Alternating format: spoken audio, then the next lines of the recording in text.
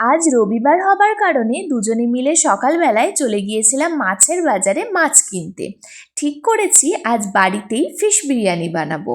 আমরা কাঁটা ছাড়া মাছ চাইছিলাম, তো এখানে আমরা তেমন বিশেষ কোনো মাছ না পাওয়াতে ল্যাটা মাছ নিয়েই চলে এসেছি। যদিও আমরা মাছটা না চিনেই এনেছি, পরে আমার মাকে ভিডিওটা পাঠাতে মা বলল ওটা ল্যাটা মাছ।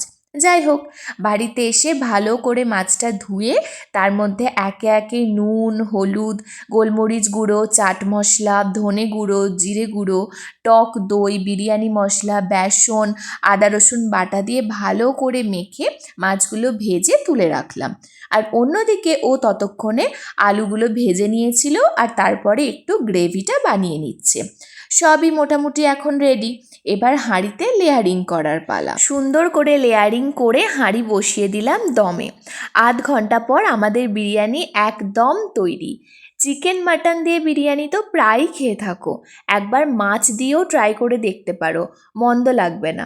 রবিবারের দুপুর আজ ফিশ বিরিয়ানি দিয়ে আমাদের বেশ জমে গেল।